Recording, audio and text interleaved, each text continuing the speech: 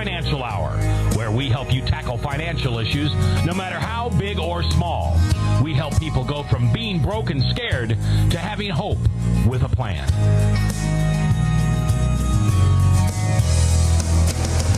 And now, here is your host, the owner and lead financial coach at Strong Tower Consulting, Justin Bennett. And we are live here at the Webcast One studios. It is the Strong Tower Financial Hour, where we do help people from being broke and scared, and we give them hope with a plan. Thank you very much for joining us today. We have a great show here for us. We're going to be talking about several things today. First off, we'll be talking about how student loans are impacting us. A recent article came out that I think is very, very worthwhile going over today. We're also going to talk about how to deal with collectors. Collectors are something that not everyone has to face, but either you're facing it right now or you know someone that is. And if you've got a collector in your life, there's a lot of stress, a lot of anxiety, and that can usually lead to bad choices. So we want to arm you, the consumer, on how to deal with collectors in the right way and get these guys out of your life. Then lastly, as a part of the show today, we're also going to be talking about foreclosures and short sales. What are they? We're going to have Steve Bensema with Remax Real Estate. When do you get a realtor involved in a foreclosure and short sale process?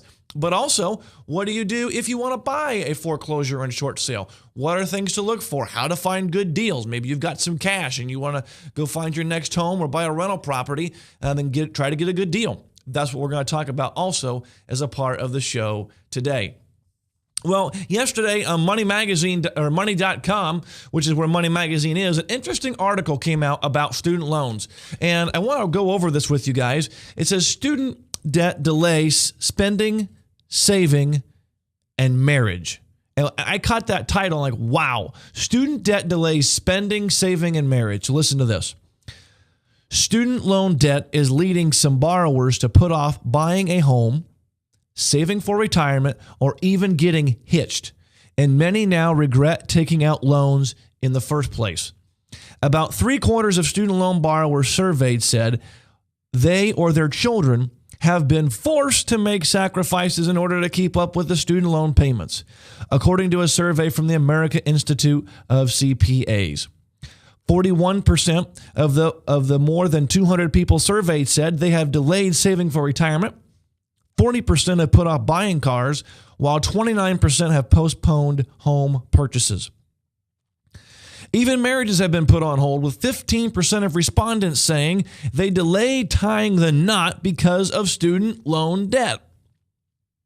The majority of borrowers said they didn't anticipate having such a difficult time repaying their loans, and 60% feel some amount of regret about the decision to fund their education this way. Graduates in debt start out with an anchor that slows their progression toward future goals, Ernie Almonte, chair of the AICPA's National CPA Financial Literacy Commission, said in the statement. And debt only continues to grow exceedingly. $1 trillion nationwide, with about 1 in 5 households carrying student loans. Meanwhile, the average debt load jumped 5% to a new high of $26,600 last year. Small businesses are even being hurt as a result, according to a new report on private student loans from the Consumer Financial Protection Bureau, the government's consumer watchdog agency.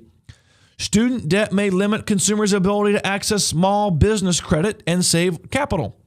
The CFPB said, if consumers are able to save enough to start a small business, student debt burdens may require them to divert cash away from their businesses so they can keep up with their student loans. Lastly, this article said this, and I thought this was very interesting.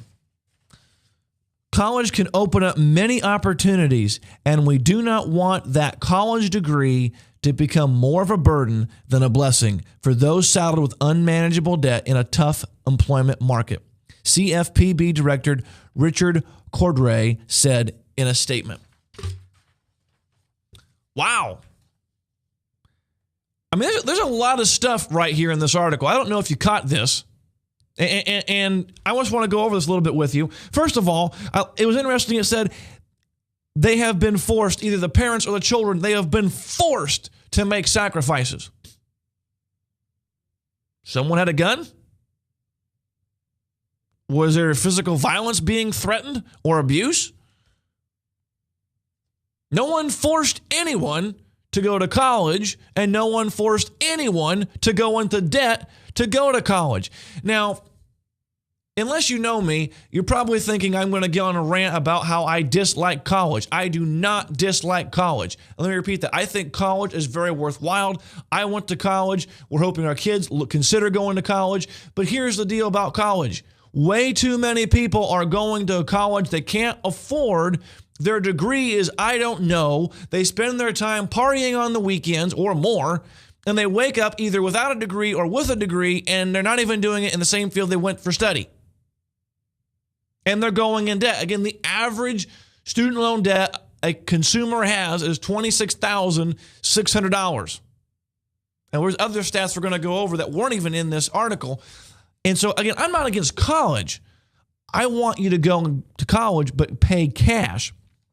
And so this idea that they were forced to go into student loan debt, then they were forced to make the payment. Well, yeah, you got to make the payment. You borrowed the money. And you know what's interesting? I did a blog a year ago at this time, 2 of them, college and student loans. Is it worth it? And I even had some teachers angry with me about this. Well, you're just saying college is bad. No, I'm not. There's nothing wrong with college. Again, it's can you pay for it? And I read this interesting book. It's a great book. And I pulled the stat out of there called The 2-Income Trap. Now, that book by Elizabeth Warren is not about college debt, but there was an interesting factoid in there. And it said this, that 97% of Americans feel they have to go to college to be successful. Wow. And yet we read in this article that 60% of Americans feel regret about their decision to go into student loan debt to go to college.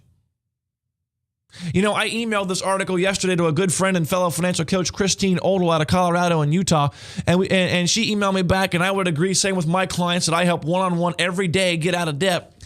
She goes, Justin, I would say 100% of my clients regret ever going into student loan debt to go to college. Isn't that interesting? Because we all say we have to go to college. We all say we don't have the money, so where are we going to get it? Well, we're going to go to student loan debt. And isn't it interesting that we have now, as a society in America, over $1 trillion in student loan debt? Wow. That is complete incredible. And here's what's interesting. When they're talking about what they've done, 40% have put off buying a car. And I'm just curious, as this person was writing the article, why that was so important about buying a car. I mean, too many people find their identity, or they have to have a new car for safety. Let me tell you why people want to buy new cars or better cars. Because they want a better car. And most of the time it's because we're afraid of the perception of driving good used cars. I mean, I've driven used cars all my life. Most of them have been under the value of $3,000 or less. In fact, a couple of years ago, I bought a 2000 Oldsmobile for $1,895. The very first person who saw me driving this car that wasn't a family member, you want to know what they said? Wow, that's a nice looking sports car you have. It's an Oldsmobile. No way was it a sports car. But again, I paid less than $2,000. So I would just be really curious to find out what this 40% putting off cars, but then 29% postpone home purchases. You know, the great American dream for people was one of two things: owning and operating your own business, number one, or number two, being able to own your own home. And is it worth going into student loan debt if it's going to take longer than later to get to other goals, such as buying your own home? And it was also interesting that said that a majority of people, I'm looking for the percentage here, said that they're not even saving for retirement right now. 41% because of student loan debt. Scottrade verifies that with very similar numbers. 63% of Americans are not saving for retirement systematically. When asked why, debt. And right now, one of the biggest debts plaguing our society is student loan debt. And depending on the figures and who you talk to, the average household has $1,000 to $2,000 a month going out into non-mortgage debt payments. And you know what's interesting? is if you take that same $1,000 a month and invest that in a good growth stock mutual fund averaging 12%. Yes, that's out there. The S&P average is just above 11%. If you did that from the age of 35 to 65, so if you took between 25 and 35 and got out of debt, even if it took you 10 years, which should take you a lot less, but even if it took you 10 years to do that, and you would invest $1,000 a month, which you would have now, guess what? You would have over $3.5 million at retirement. What if you went to college debt-free, or your kids went to college debt-free, and they got that good-paying job, and they were able to invest $1,000 a month because they don't have student loan payment, credit card payments, and all those kind of things? Guess what? If they save from the age of 25 to 65 the same $1,000 a month, just under $12 million. $12 million bucks. I mean, what if I am 90% wrong? What if I'm only 10% right? That's still $1.2 million bucks. That's a lot of money. And most Americans, they're waiting for Social Security to be there, and it may not be there. So the bottom line is this: debt robs you of your ability to do the things that you want to do, and the main debt that we're talking about today, or at least in this segment, is student loan debt. And let's talk about grading for a second, because in my blog I wrote last year, I just did an assessment. When you're in a college class or high school class, you take a test and you get a grade. 54% of new college graduates are unemployed or underemployed.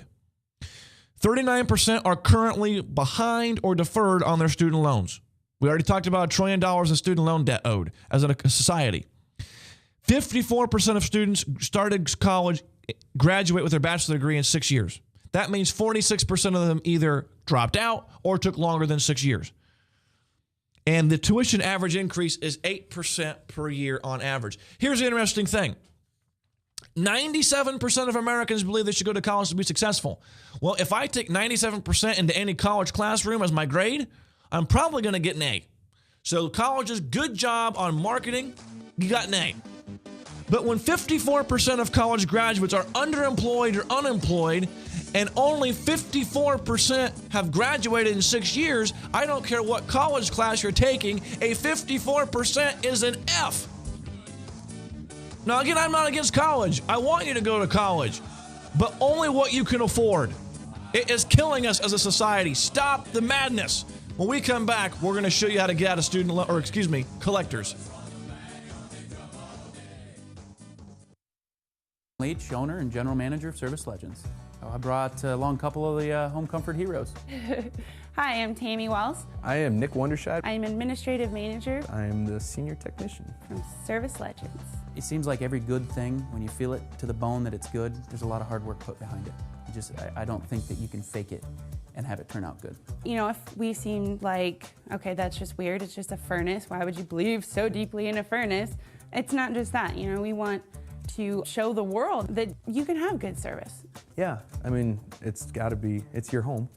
It's built into our daily trainings, it's built into our culture, that we're going to do whatever it takes to have each client say they love us, period. That's why we spend all the hours in the training that we do. And if we guarantee it's going to be a good experience for you, or else it's free, what type of work do you think we're going to do? There is a guarantee. Temperature selection guarantee, fixed rider it's free guarantee, comfort guarantee, best value guarantee. All of these guarantees hold us accountable to ensuring that we exceed your expectations. And if for whatever reason we'd fail and we can't make it right, we guarantee all of those guarantees with a 100% money back guarantee. I mean, if you don't think that your technician can fix it right, are you going to say that to a client? No. You don't have to worry about having a technician come to your house. We drug test, background check all of our team members. We put safe people in your home. Each and every one of our service techs, 400 hours a year in training. You tell it the minute they walk in the door. They know what they're doing, they've done their homework, and they actually truly care about what you want. Because at the end of the day, you're the person that makes sure I have a job. They're going to be listening. They're going to want to know what your challenges are. Then they're going to come and give you options, and you get to choose. If I'm there to help and I make it easy and painless, I did my job right that day.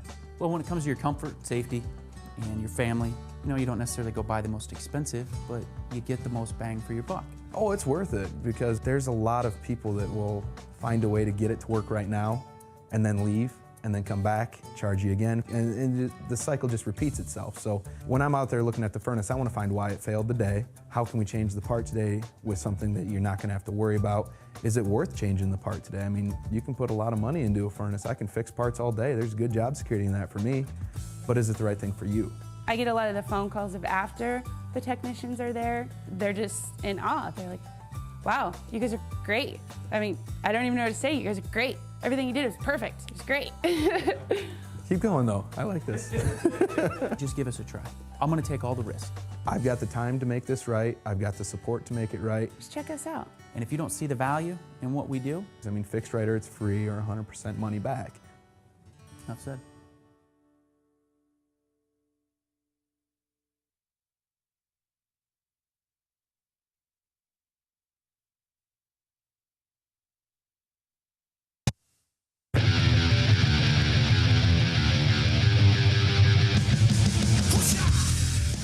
And we are back here at the Strong Tower Financial Hour, where we do help people from being broke and scared, and we give them hope with a plan. If you missed our segment, we'll have this later up on our Facebook page today, or the whole show on Facebook. You can go to facebook.com/StrongTowerIowa. That's where we put our YouTube videos of the show. And if you want to watch it live, you should be on webcast1live.com. And our first segment, we talked about student loan debt and how it's crippling us as Americans. And just the need, if you're going to go to college, great, but pay cash. Later today on the show, we're going to have Steve Bensema on with RE/MAX Real Estate, and we're going to talk about what to do if you're in a foreclosure or short sale situation. When do you get a realtor involved? What do they need to know? And also, if you've got some money, how do you buy good foreclosure or short sale property without losing your shirt in the process? Because there's a good way to get good deals when you do that. We want to make sure, though, that we do a good job. But I want to spend some time talking about a subject matter that may be tough for some of you because you're dealing with it right now. And that is being behind on your bills, dealing with collectors. Now, some of you, you're not dealing with any collectors, or maybe you're beyond that now. But if you're not, you probably know someone who does. And if you do, I hope this segment can provide hope to your friends, your family, or you if you're going through collections. Because you know what? If you're behind on your bills, I think it's obvious to say there's some stress going on. Would you agree? Well, when I'm stressed, I don't know about you, but if you're stressed, stress usually leads to fear. Fear usually leads to being paralyzed. And when you're paralyzed, we either A, aren't making decisions, or B, if we are making decisions, they're usually poor choices. And I know a lot of people, when they get backwards on their debt and they get behind the 8 ball, they stop opening their mail. They go, la, la, la, la, la, la, la, hope they never get caught. And they know they're in trouble, and they don't deal with the problem. So I want to give you some help and hope that how to deal with collectors. First off, we need to remember this. If you're behind, or if you know someone that's behind, the collector has one main job, one main goal: get your money. You signed up for a bill, whether it's a credit card, student loan, what have you. You're not paying it as agreed. They have every right to call you and say, yo, where's the money? And that's their only goal. Now, there are collectors out there who are really nice. There are collectors out there that are mean and they're scum. They're horrible. They're nasty. They break the law. They frighten you. They scare you. And they just rob you of any kind of dignity if they get into your life. Now, some collectors are getting better and better as consumer advocates out there have been really pushing on these guys. But there's still a lot of them out there that are complete nasty jerks. And so it makes the process, if you're going through collections, even more scary. So how do we deal with being in collections? Well, there's only 5 things that you need to remember when you're behind the 8 ball with your finances. The first one is you need to be doing a written plan, a budget. You need to be doing a budget every month. And the budget is, again, income, all your income for the month, all the expenses for the month. Income minus expenses equals 0. You're giving every dollar a name. And when you do that with your budget, what you're doing is you are finding out what is available to pay your bills. And you know what's funny? When I work with clients, I don't know if it's funny, but when I work with clients, I got a client I'm working with right now who are behind on multiple credit cards. And this is the first time they've done a budget as I show folks how to budget. And you know what they found out when they did the budget and they did the next step, which we'll talk about in a second, communication, and they found out what their minimum payment was? They found out they could actually pay the minimum payments and get caught back up. But they didn't know that when the money wasn't down on paper. So be doing a budget, because when you put your income minus expenses, you may, number one, find out you do have the money. But the other thing is, if you don't have the money, let's say you do income minus expenses and you're $400 short, you will self-diagnose where the problem is. You will look at your budget and go, you know what, $120 cable bill makes no sense when we can't pay our credit cards. Or spending $5 a day or $100 a month going out to eat for lunch at work makes no sense when we're behind on our bills. And you will go through and start making certain cutbacks in your life to be able to pay the bill. So do the budget, because it will give you a sense of peace and control just by that alone. The next step, what you need to be doing is communicate. Too many times when we get behind on our bills and the collector starts calling or the creditor starts calling, we quickly send them the voicemail or hit click or we answer click, and we get 19,000 calls a day from these credit collectors.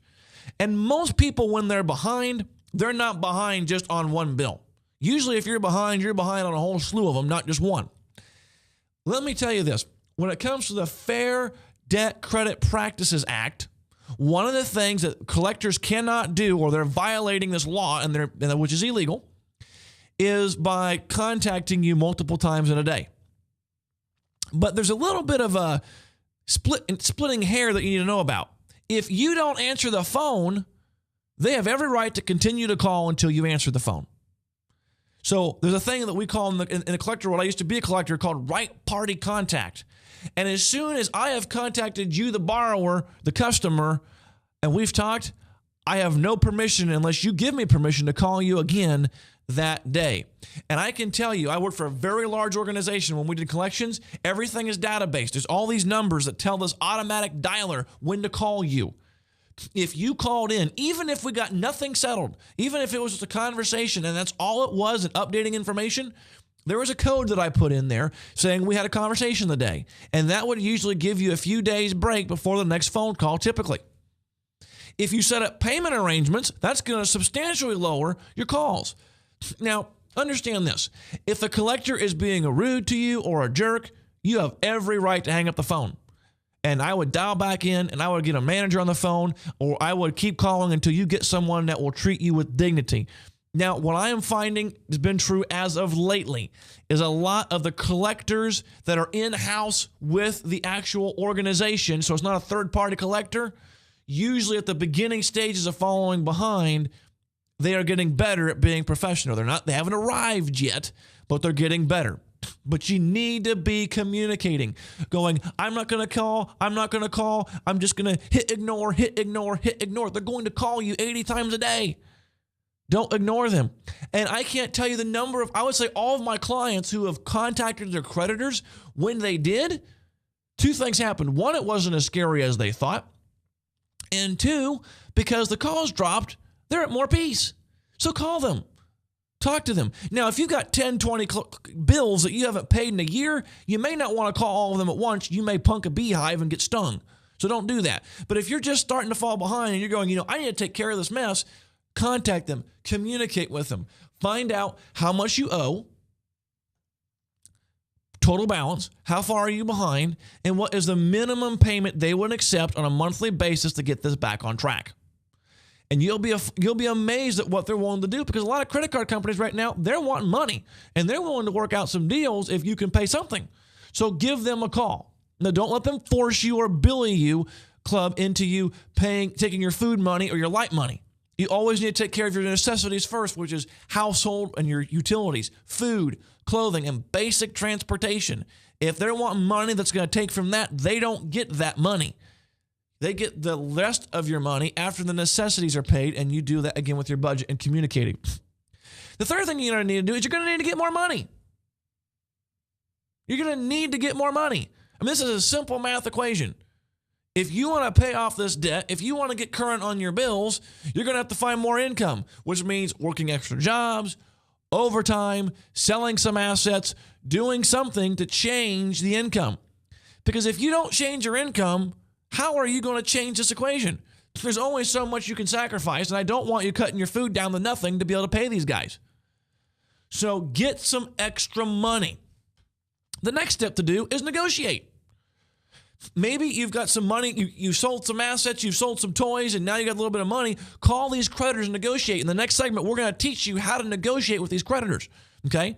Now, you're not going to negotiate if you're current, and I don't recommend negotiating if you got the money to pay the bill normally. If you're behind and just scratched up some money, it's okay to negotiate. The last thing I want to talk about is you need to cut up credit cards. Cut them up. Be done with these things. They are not a blessing in your life. You already know that because they're calling you saying, where is the money? You can't afford to pay these guys. They weren't nice to you at all. Oh, they said, oh, yeah, sure, we have 0% interest. Well, you don't have 0% interest anymore, do you? You probably have 29%, 24%, late fees, this fee, that fee, and you're paying more interest than you are principal. If you want to prevent yourself from being in this mess, stop going into debt, cut up the credit cards, close the credit cards, stop going into debt, stop the bleeding, and then once you get these current, and then once you pay them off, you won't be behind anymore because it's hard to get behind on a bill you don't even have. So cut the stinking things up and be done with the credit cards. Now, some of you might be going, those are all nice steps, Justin, but I'm still scared, I'm still concerned, and you still have fear. Well, fear is an acrostic. I've heard several motivational speakers talk about fear being an acrostic. False evidence appearing real. Now, after seeing this segment or going online to my website, strongtowerconsulting.com/blog, where we blog about this, we have 3 recent blogs on this article. If you can't do this, this is where you need to hire a financial coach. And here is an example. I had a client that said this. Not only was I able to get caught up on all of my bills, I was also able to pay off $7,000 in debt in 90 days. Think about that. How would it feel to be behind on your bills one moment and 90 days later not only current on all your bills and you know how to budget, but you've paid off $7,000? That could be you. So I offer a free 30-minute consultation where we can help you go from being broke and scared to having hope with a plan. Simply go to my website at strongtowerconsulting.com and click on the free consultation link, fill out the small form, and I would be happy to show you how to do that.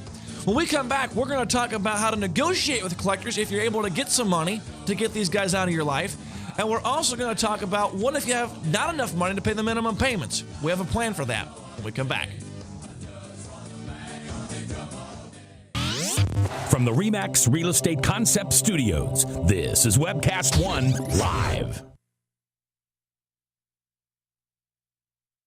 Hi, my name is Steve Bensmo with RE/MAX, where a house becomes a home.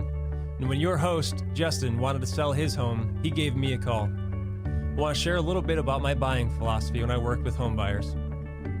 I always want to make sure that people are taking into consideration what home they can afford, not what home they think they can afford. So I ask a question around if they've really looked at what their budget looks like for buying a home. And there's for 2 reasons. One, I do not want my clients calling me in 2 to 3 years to do a short sale. I want people to be able to order pizza on Friday night and not be worried about the mortgage on Monday. So if you're looking for a home to buy, and you want someone on your side to make sure you're buying the right home for you right now, give me a call at 515-257-6531. Again, that's 515-257-6531. Or check me out on Facebook. Again, I'm Steve Bensmo with RE/MAX, where a house becomes a home, and I'm looking forward to working with you. Thanks.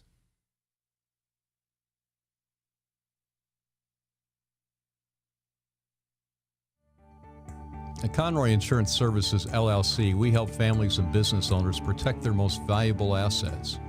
We have established an excellent reputation with our clients, and we will continue to strive to exceed your expectations. Our talented team of insurance professionals are always available to assist you, and that is why we are independent, trusted, and preferred. Hi, I'm Bob Conroy. Contact me for all of your personal and business insurance needs at conroyllc.com.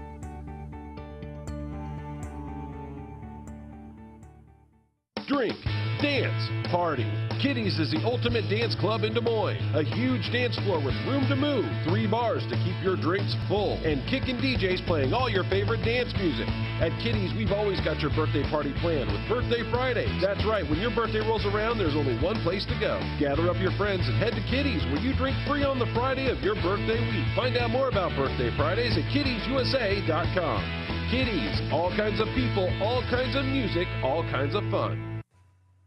Drug and alcohol addiction slowly steals a person's identity, tearing away pieces of their life little by little until one day it seems like the hope of a happy future is gone and there's no chance of getting it back. Here at St. Gregory Retreat Centers, we can assure you that there is hope. Our unique approach to recovery begins with the understanding that the dysfunction and damage caused by addiction can be overcome, not just dealt with. Don't let another day go by. Call St. Gregory today. From the RE/MAX Real Estate Concept Studios, this is Webcast One Live.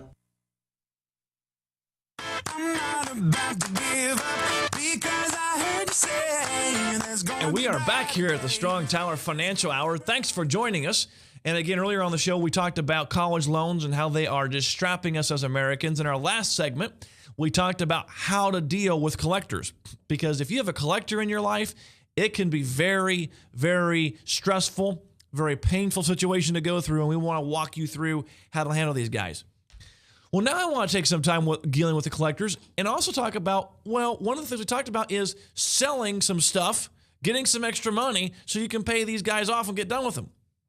Well, if you're far enough behind on some of these creditors, you might be able to negotiate and should be able to negotiate with them and be able to get these guys out of your life even faster. But there's things that you must do when negotiating to make sure you don't get caught up and lose your tail and do something bad here. So we're going to talk about different things that you need to do when negotiating. But before we negotiate, a couple of asterisks. Number one, I am not here to teach you how to dodge a bill. If you have the money, pay your bills on time. And then number one, pay them off. If they're creditors, pay them off. Secondly is this. What we're teaching you in negotiating is legal and moral. Well, how is it legal and moral? Well, if let's say you owe a credit card $5,000 and they agree to settle for $2,000, they have legally agreed to $2,000. If they've agreed to it and you've agreed to it, you've amended your contract.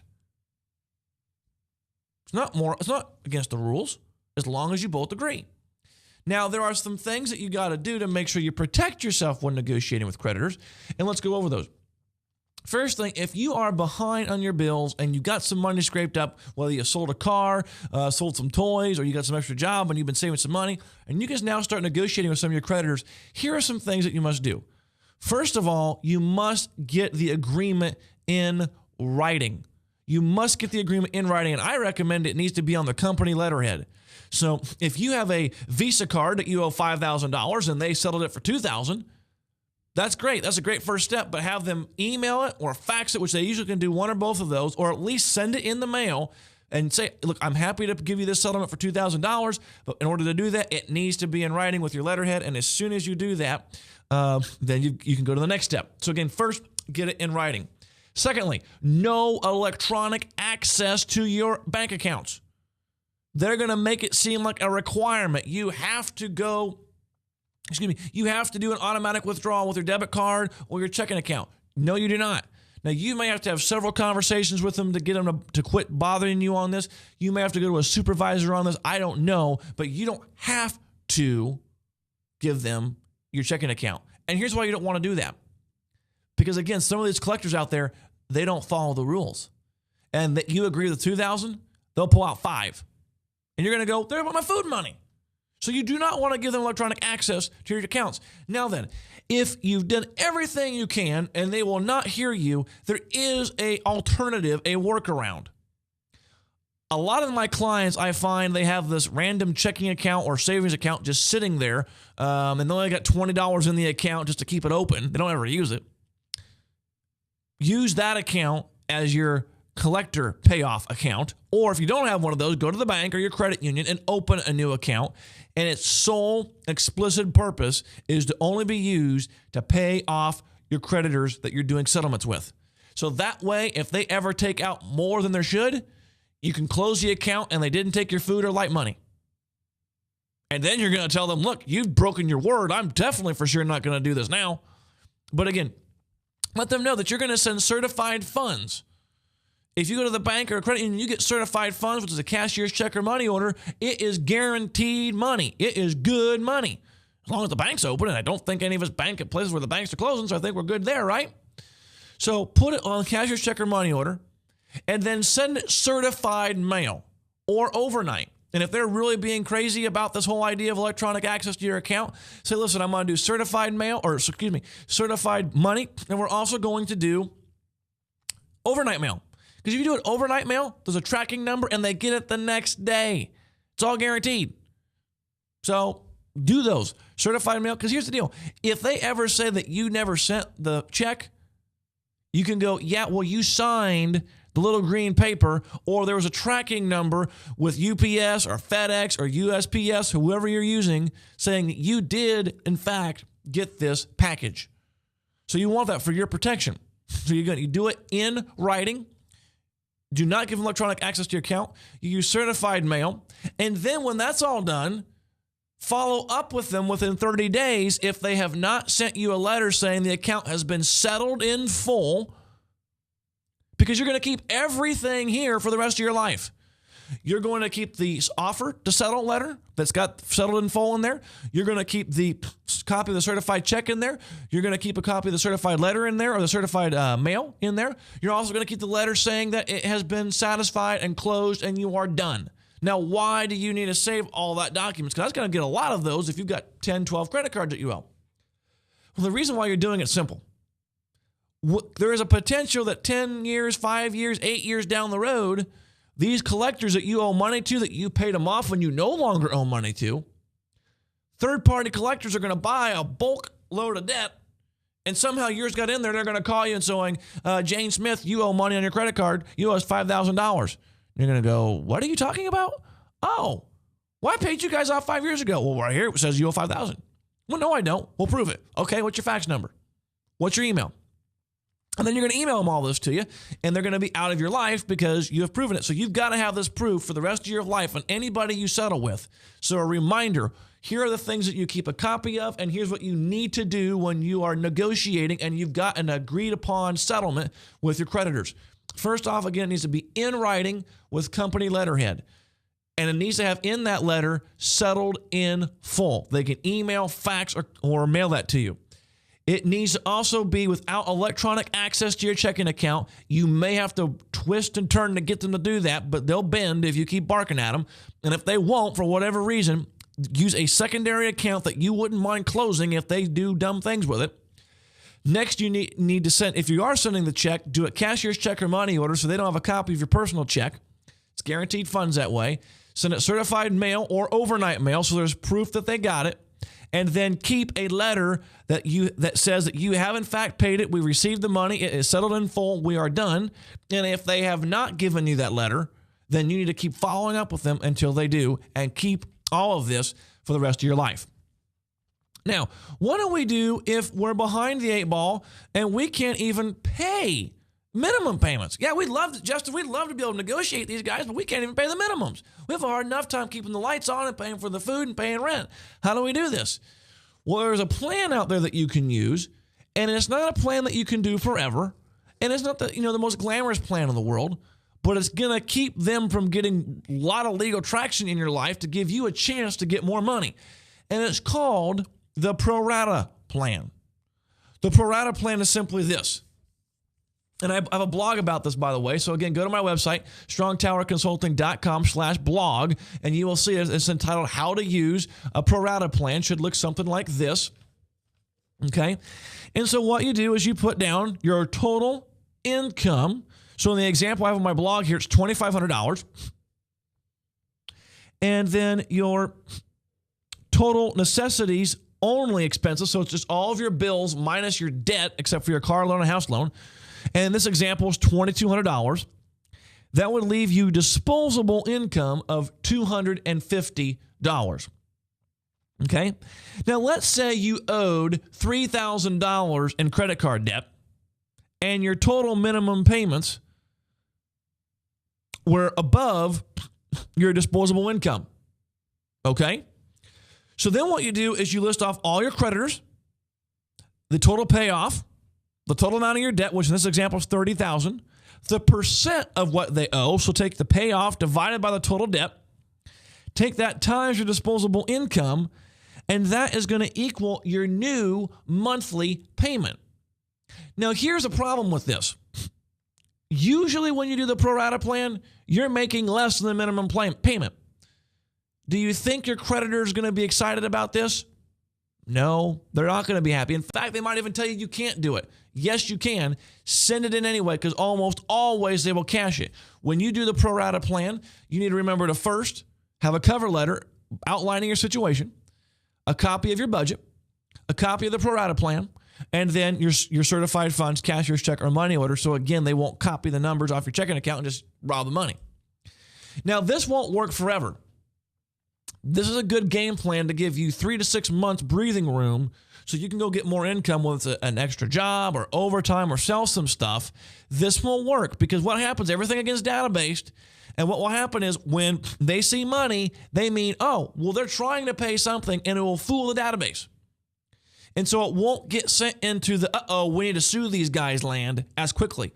In fact, some people can go 2 years or more with this. Now, I don't recommend this as a 2-year plan. This needs to be a maximum 3 to 6 month plan because we are looking for other jobs, other income opportunities, and we're selling stuff because we don't want to pay the minimums forever. And they're still going to call and they're still going to send letters saying, you know, we're not getting enough of a payment. What's going on? But it's going to prevent from the lawsuits happening as quickly, which is going to prevent from any garnishments happening. And at least it's going to give you a little bit of peace of mind as you're trying to deal with these guys. Because again, when collectors are calling you, even the nice ones, there's just this stress that's happening. And it's just this, get me out of here. I'm in this mess. I'm in this trap. And that's why you want to use this pro rata plan, because again, it's going to give you the hope that you need and the energy to go get the other income. So let's review, because we've talked a lot of things today on the Strong Tower Financial Hour.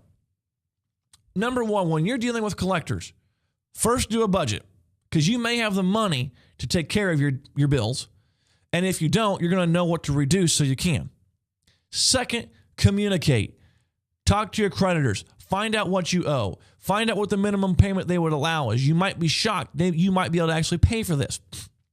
Third, get more money. Get more money. You got to do it if you want to get out of this mess. Number 4, excuse me, you need to negotiate. See if you can't settle and get a lower amount owed. And then lastly, you just need to keep on top of this and don't go into debt anymore. Now, again, as we talked about with negotiating, when you're negotiating, it needs to be in writing.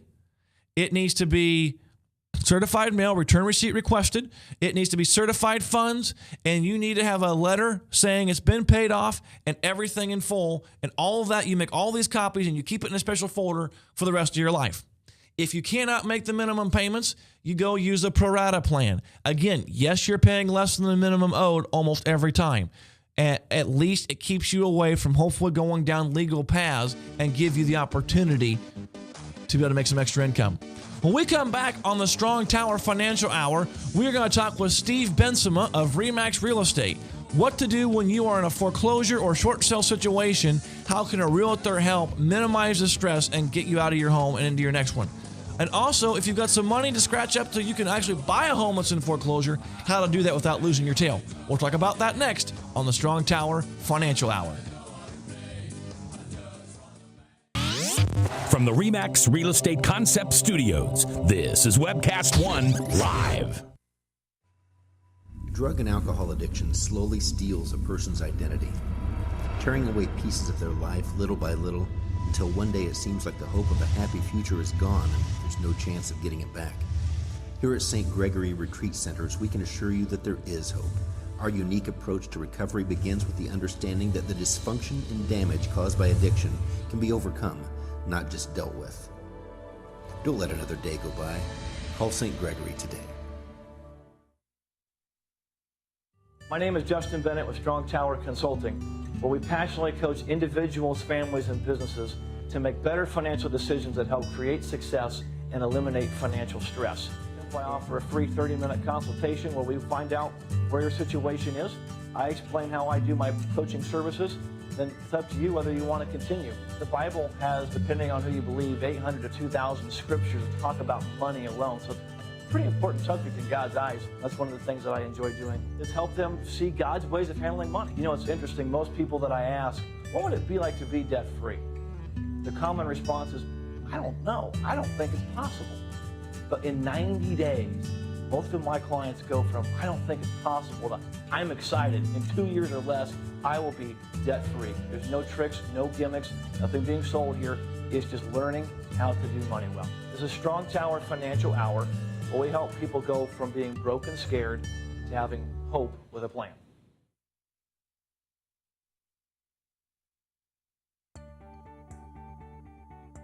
Adam, introduce yourself to us. I am Adam Obrecht with AO Wealth Advisory, and I am a financial planner working here in the Metro. And what is it that you do as a financial planner? I work with clients' goals, and my main goal is to help clients maximize what they earn, invest it wisely, and be able to figure out a plan to give generously to charity and their families. And what sets you apart from other financial planners here in the Des Moines area? You know, I really look forward to working with clients on a daily basis, and it excites me to be able to figure out their plan and what gets them excited about money. Awesome. Well, that is Adam Obrecht with AO Wealth Advisory, investment advisor, representative of Investment Advisors Corp., and SEC registered advisor. Securities offered through broker-dealer financial services, member FINRA and SIPC. Thanks for watching.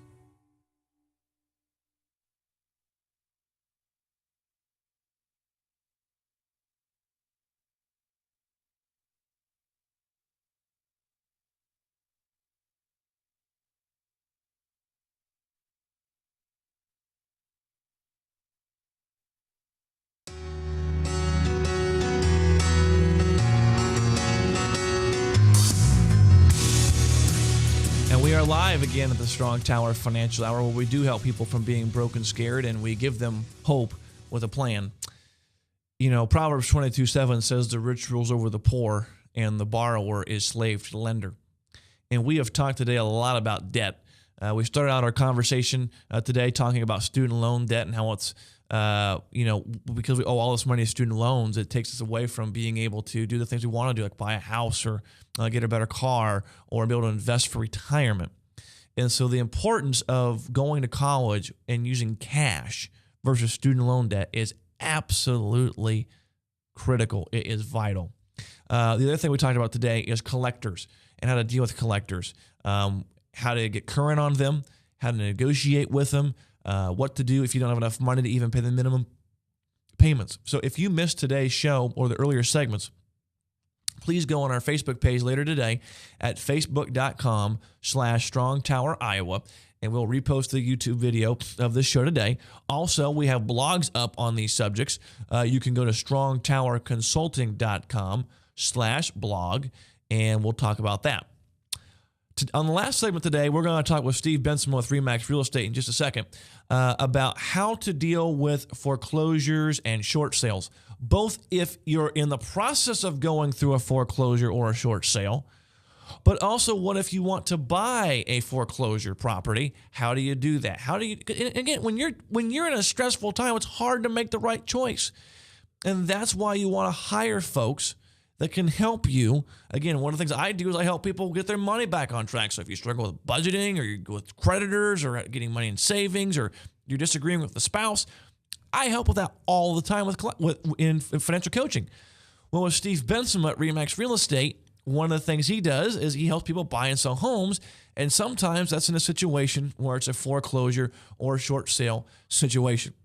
So before we bring Steve on the line, let's talk about what a foreclosure is, the difference between a foreclosure and a short sale. A foreclosure simply means that you are being foreclosed on and you're not going to be able to.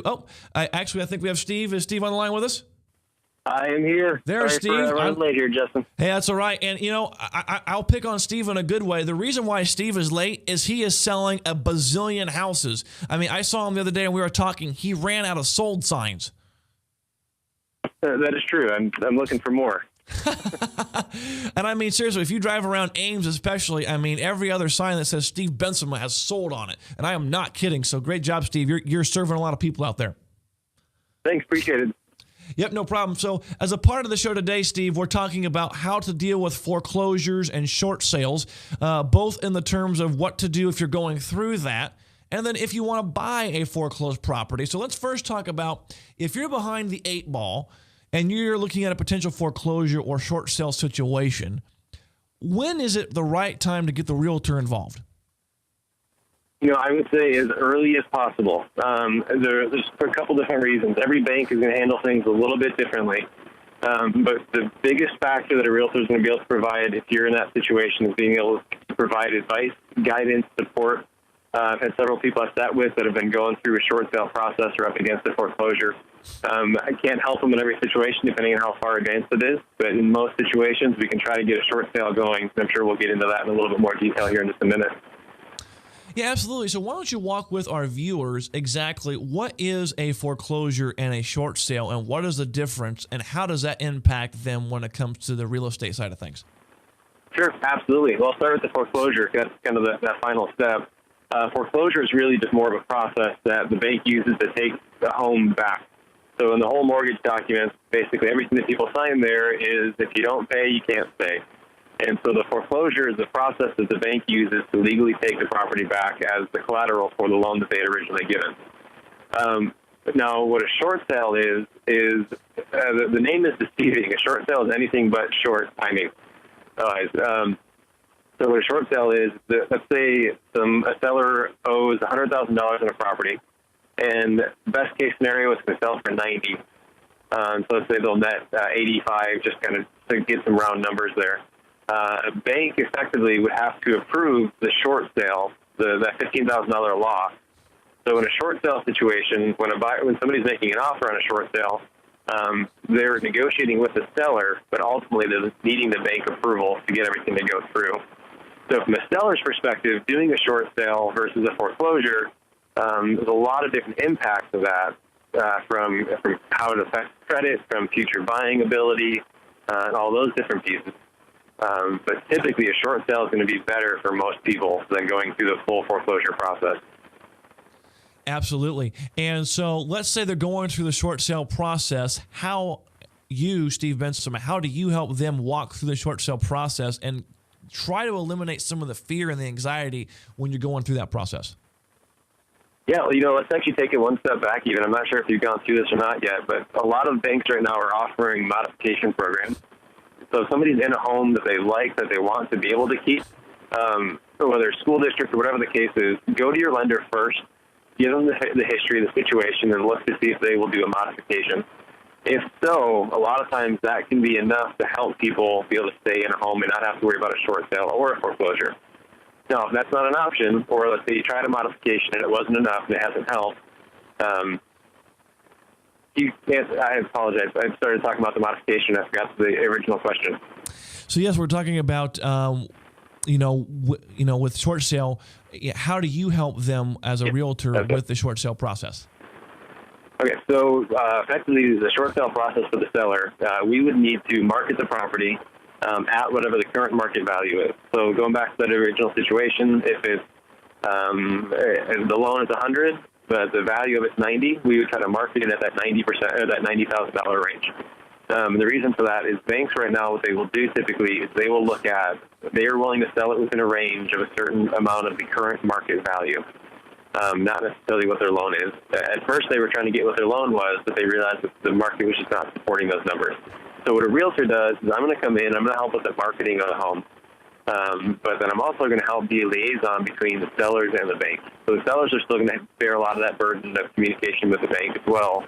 But my job and my team's job is to come in and help with that communication, documentation, making sure that everything's being taken care of, faxed in when need to be, and everything along those lines. But the biggest thing with the short sale is getting it marketed to try to find a buyer to complete the short sale. Absolutely. And, what's interesting is when you get someone like Steve Bensema on your team, when we talked about earlier in the show, when you're in a situation where you're behind the 8 ball, then you're stressed. When you're stressed, that brings fear. When you have fear, you're paralyzed. And when you're paralyzed, you don't make decisions and you start overanalyzing, that paralysis of analysis. So should I be doing this? Should I be doing this or that or this or that? And going to a professional like you who's seen this a bazillion times, you can say, hey, this is what's normal. This is what's not. This is what you do. This is what you don't do. And I got to believe that's helped calm a lot of people down during this storm of their life. Oh, absolutely. It's helpful for people to know. A lot of times when people get behind the eight ball with their mortgage, they feel like they're the only ones in the world, and they don't feel comfortable sharing that with people, talking about it with friends, asking for prayer, for just support in those situations. But you know what? There's with the last 4 or 5 years we've had, there's been a lot of people that have been in that situation, and so I would say don't hide it, especially if you've got a great support network, whether it be a church around you or whatever the situation. Share what you're going through with the people that are around you. That's what your support network is there for. And then my job as the realtor, I come in and from a real estate standpoint, just help calm the storm a little bit, where I'd help make sense of all these documents that you're getting. In some situations, it's going to make more sense to get an attorney or a CPA in as well, because I can't really give advice on those things, but I can help just recognize that you're not the only one. This is a normal process. This is a normal thing, and just be that calming voice through that storm. Absolutely. Well, let's just shift gears almost 180 degrees here. Let's say I'm a buyer, and I'm wanting to get a good deal on a home, on a foreclosed property, whether it's from a house I'm going to live in or maybe a rental situation. What are some of the do's and don'ts when it comes to buying a foreclosure property, and how do you help people who want to get good deals? Foreclosures are usually pretty straightforward. At that point, the bank has already taken them back, so there's no long approval process. You'll hear pretty quickly of what's going to happen. The things to look out for in those is making sure that you're going to be able to get clear and marketable title to the home. So especially if you're using a lender, they're going to require a title inspection. Either way, even if you're paying cash, still require a title inspection. Make sure that abstract is up to date, current, and there's no issues in the past. Otherwise, when you go to sell that property in the future, it's all going to be on you and having to go back and try to fix it. Now, as far as actually going through properties, picking properties, depending on the area, a lot of these properties have been vandalized, burglarized, copper's been stolen, appliances have been stolen. So make sure you know what you're getting yourself into. And even if you're a contractor, I still recommend do a home inspection. Home inspectors can be able to find a lot of things. All they do is go through homes, look for issues.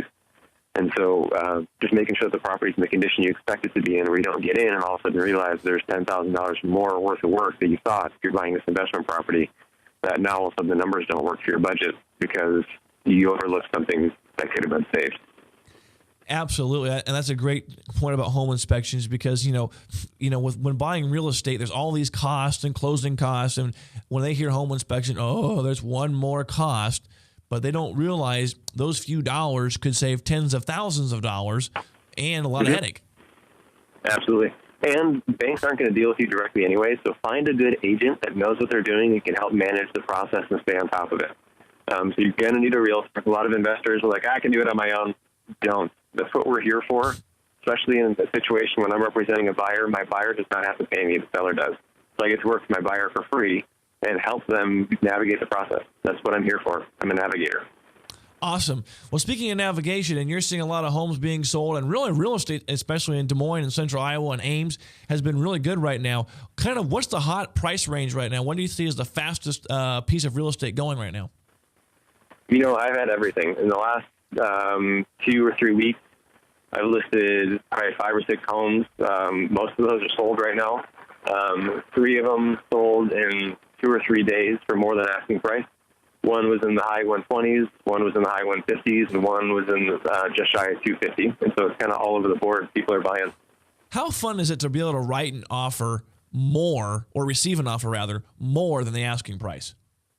Oh, it's great. I love it. I get to go back to the seller. One situation, we listed on Monday. They were putting new flooring in on Thursday, so we weren't available to show it until Friday. We had 12 showings set up for Friday. 12.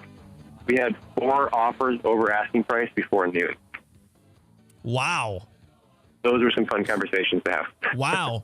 So if you don't believe that the real estate market has been picking up, there is real life proof from a realtor. And contact Steve Bensema. He is an awesome realtor. Go to liveinia.com or give him a call, and that'd be awesome. Thanks for being on the show today, Steve. Well, thanks for being on the show, everybody, here at the Strong Tower Financial Hour. I want to thank Webcast One Studios and Ryan Northfield, our producer. Thank you very much for joining us, where we do help people from being broke and scared and having hope with a plan. Have a good day.